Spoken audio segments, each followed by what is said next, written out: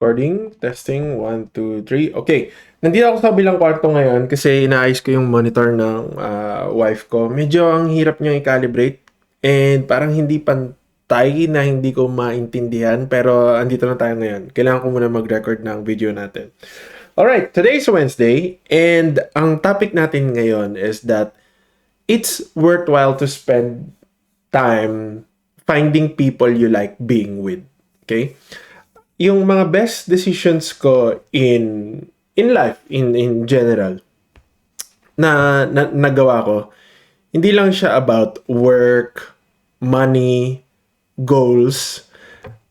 They were about people, the right ones that make everything else feel lighter. Yung mga kinikip close mo sa'yo ng mga friends mo and loved ones mo.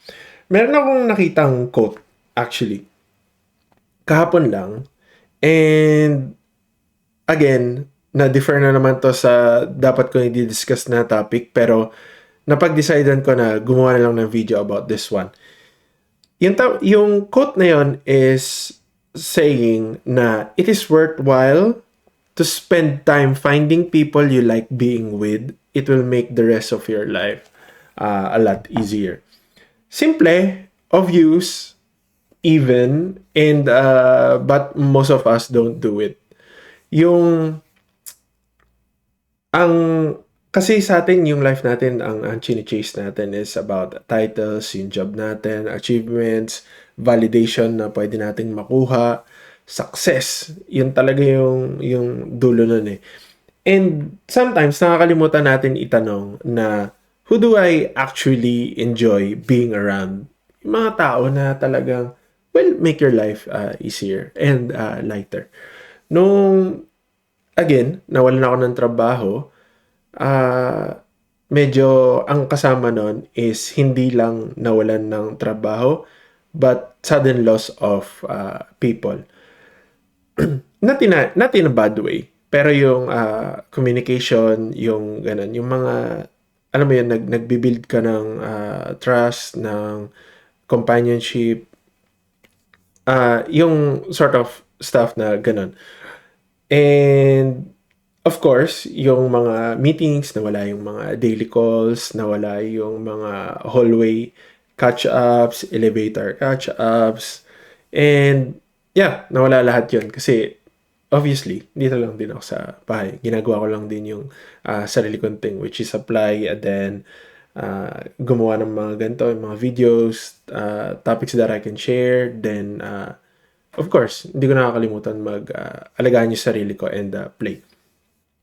And napag-isip-isip ko lang na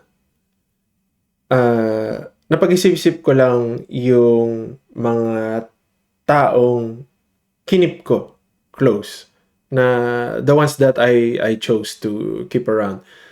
The ones who didn't care about yung kung anong meron ka at this point of your life. Maybe it's a title or kung sobrang successful mo.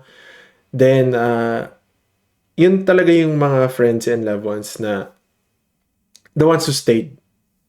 Yan, the ones who stayed, who listened, who asked kung Sai, kamusta ka na? How are you? Yung totoo, sabi mo sa amin kung medyo may challenge dyan, pwede mo kami tawagan, pwede tayong mag-usap.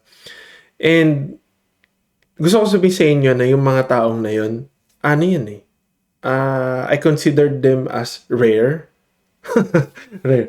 Parang naging rare Pokemon, no? Pero rare sila, pero they are everything. Yes, they are everything in my life. Because at this point ng life ko, ito yung isa sa mga hardship na hindi ko ina-expect eh. So, when life gets hard, and it will, and this is one point of my life na masabi kong, yes, mahirap ngayon to. Hindi naman yung experience or resume ko yung makakapag-comfort sa akin eh. It will be that one friend or friends who drops by with food, of course. Mahilig tayo kumain kaya yung nangangamusta, yung bibistahin ka dito, yung pupuntahan ka. I even have some friends from Australia na talagang bumisita dito just to check. Pero syempre, nagbakasyon na rin sila. O kaya yung mga late night calls with friends over Discord and then magyaya sila maglaro ng online. Those are the one who just, gets it. Yung walang judgment, walang fixing, yung presence lang, nakikinig sila. And that's why it matters. Not just to build a network or just for the sake of networking, not just to build the relationships, but to find your own people. Yeah, find your own people.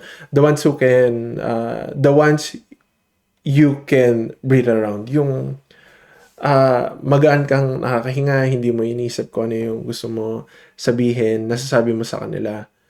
Yun nga mismo, yung walang judgment. And the ones who remind you who you are when you forget.